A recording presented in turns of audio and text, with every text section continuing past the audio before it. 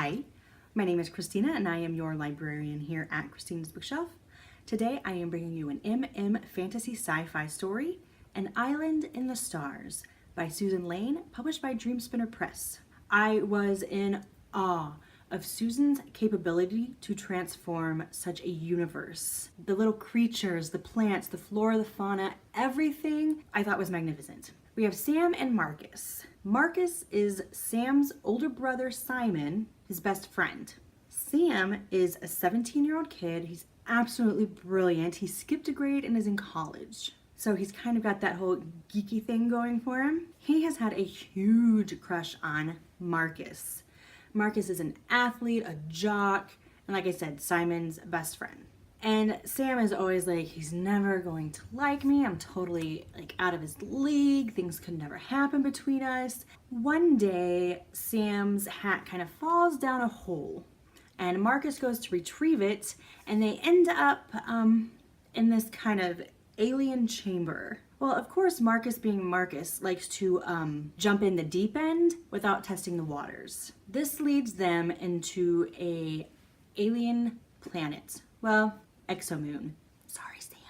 And the chamber that's on the exomoon is broken. So they have to kind of MacGyver their way across this exomoon for survival, to figure out exactly what they can and can't eat if there's water. Like, there's a whole bunch of just survival guide instincts that must come up.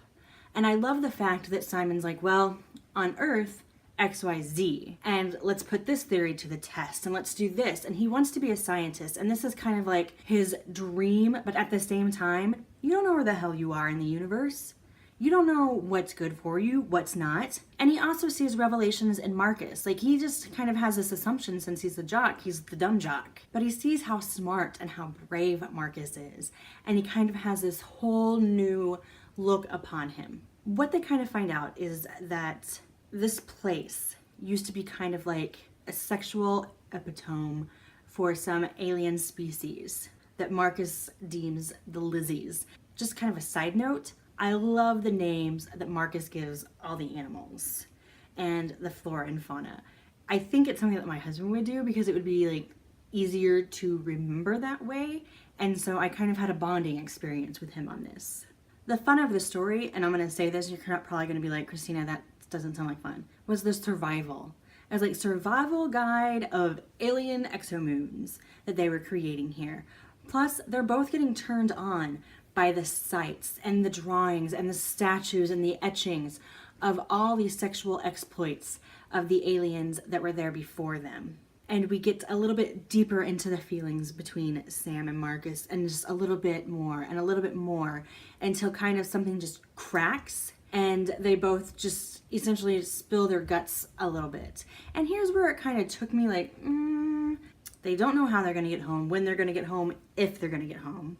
And you just kind of spilled your guts to each other about feelings. And then it's like they pounced. And on one hand, I can see it, and I'm like, I totally get where they're coming from. Because if I was on this exomoon with like Daniel Craig, and he was like, hey, Christina, I'm kind of in love with you, I'd be like, you're never getting rid of me now. But then on the other hand, it's kind of like, whoa. And Marcus has like 5 nicknames for Sam.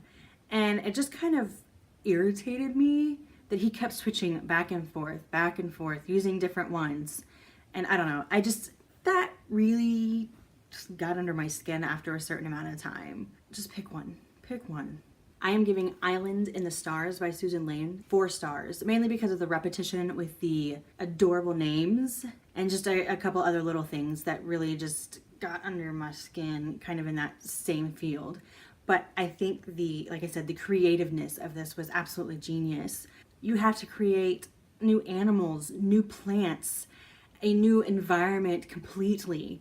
How did they get to this alien planet? How are they going to get home? As I said, the MacGyver style that they lived while they were on this was just absolutely at times hilarious and at times so freaking stressful that my heart was just like, oh my gosh, what's going to happen next? All in all, it was a very fun adventure. For you, I am going to leave the Dreamspinner and Amazon link down below so you can click it and be on your way. If you've enjoyed my review, I'm gonna ask that you help me with that YouTube algorithm and give me a like. Leave me a comment. I love to interact with all of you guys, and go ahead and hit that subscribe button. My goal is to have something out for you every Monday through Thursday. Sometimes I sneak something in on Sunday. Sometimes I can't have something out on Thursday. Plus, I never know what time it's gonna come out.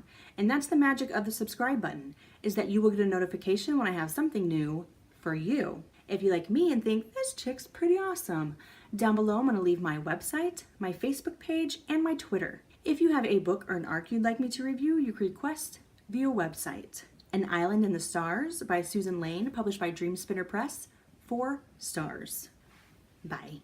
Hi, my name is Christina, and I am your librarian here at Christina's Bookshelf.